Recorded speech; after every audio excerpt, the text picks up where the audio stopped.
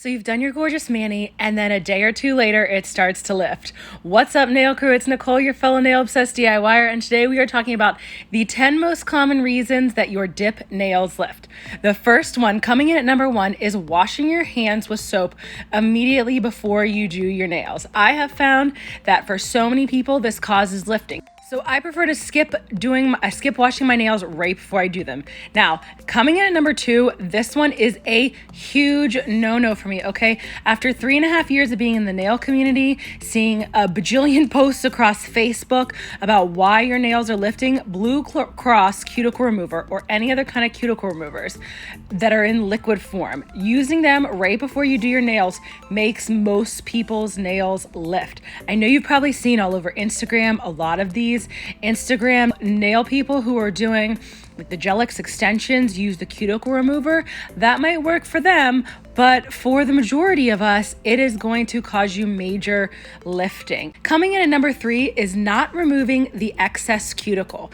If you don't remove your excess or invisible cuticle, you are going to get lifting because that will get stuck under your manis. Doing a dry cuticle prep with an e-file bit, like that little ball bit I used, or the cuticle pusher, those are the best ways to remove your invisible cuticle without using any liquid remover. Number 4 is not buffing off the shine off of your natural nails. If you have shine on your natural nails, the dip liquids are not going to have anything to adhere to. So that is a big one. You don't have to like go crazy, file away. You just need to buff the shine off. And then that leads us right into number 5, dehydrating your nails. Dehydrating your nails is key. Another huge key to getting your dip powder to stick onto your nails with the dip liquids. Dehydrating them, make sure you've gotten all of those excess filings off, anything like that you don't have any oils left on your skin. Number 5 also leads us into number 6. Using primer or bond that's actually meant for gels and you try to use them with your dip liquids and dip powders. I have seen this happen a lot of times too, and I'm actually guilty of it. When I first started dipping, I had no idea that the primer was actually, primers and bonds are meant specifically for gels, certain ones. You just want to be using dehydrator on your nails. You don't want to be using a primer or a bond that's meant for gels. It will make your manis lift faster. I was using a brand off Amazon that said it was a gel one and I didn't realize it, and it made my manis lift so fast. So as soon as I stopped using that, that was another way that I was able to get my dip powder manis to last really long. Now, I don't dip on my natural nails anymore. I dip over builder gel. Sometimes my builder gel is buffed and shaped and I dip directly over that, or sometimes I apply gel top and gel base over the builder gel, then peel base and then apply over that. These are like tips that apply whether you're dipping on your natural nails or you're dipping on builder gel that's been buffed and shaped, because I do the same process for both.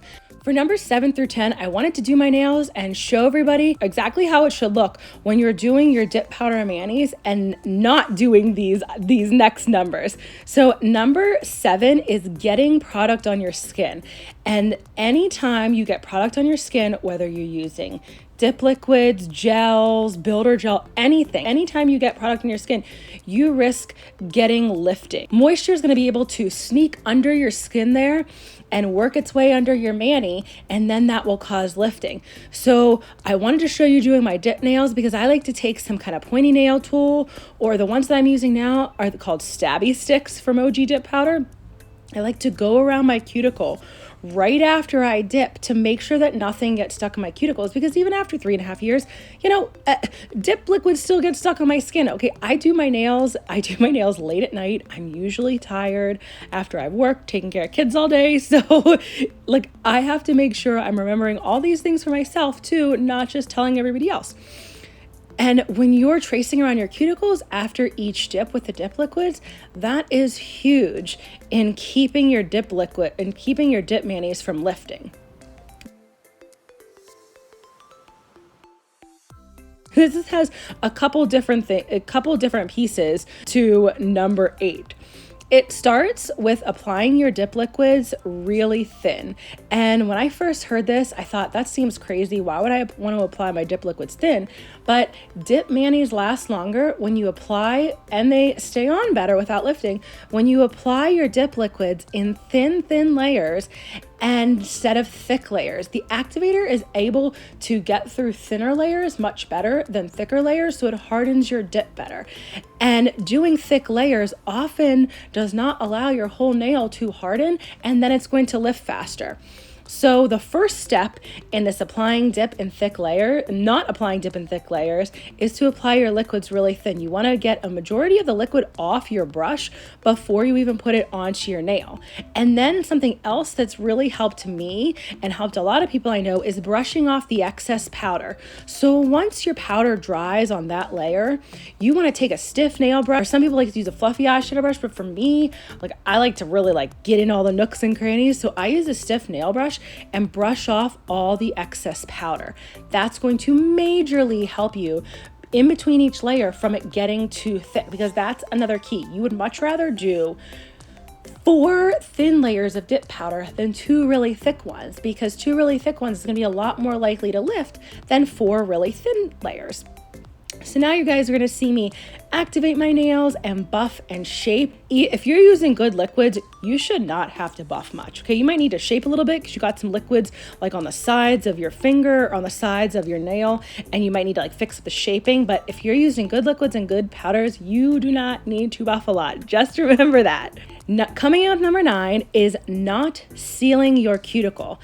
You can do this with either a drill bit or just a hand file. There's also another, you can use a glass file too. I know a lot of people like to use the Bonafide Beauty off Amazon. It's their, I think it's called their Ergo file. It's like this curved glass file that helps you really get around your cuticles. You're basically making sure that after you activate and file and buff that you didn't leave any product on your cuticle for when you go to top coat, because again, that's something that could cause lifting. I personally am way more gentle. I don't even know how this is possible, but somehow I am better with an e-file to seal in my cuticles than I am a hand file. So I've seen people hand file it absolutely beautifully. They can seal in their cuticles right around the cuticle area with the hand file so nicely. For the most part, I am way worse at cutting myself when I use a hand file. I think it's because I've gotten so used to using the e-file. The bit that I love to use is the Panda Extra Fine Barrel bit, this gold bit, but you have to be super, super careful with it. It has taken me a lot of practice.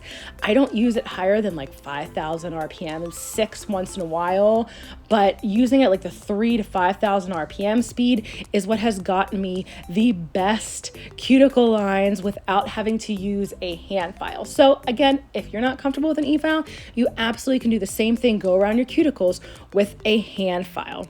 After you've activated and done all your buffing, your shaping, your filing, make sure you wipe off your nails with some isopropyl alcohol and lint-free wipe. That's going to ensure that you don't leave any kind of dust along your nails, and that would totally mess up the beautiful shine that you're going to have on your nails with your dip liquids. You can top your nails with Dip Top Coat, which is a combination of the activator and the Dip Top Coat to make it really shiny, or you can use gels. If you decide you want to use gels, you want to do a layer of gel base over your entire nail and fully cure that.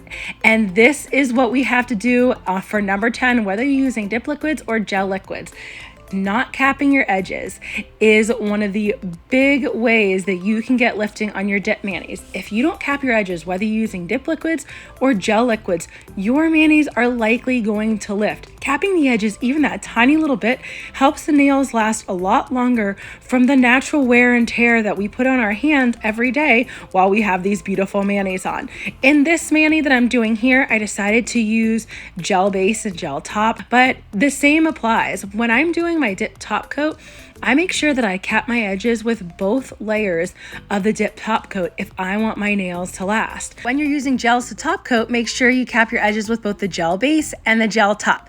Now, if you want to learn some more about how to do fun designs on your nails because you feel comfortable with dipping, then check out this next video where we do some awesome nail art. Thanks so much for joining me today, Nail Crew.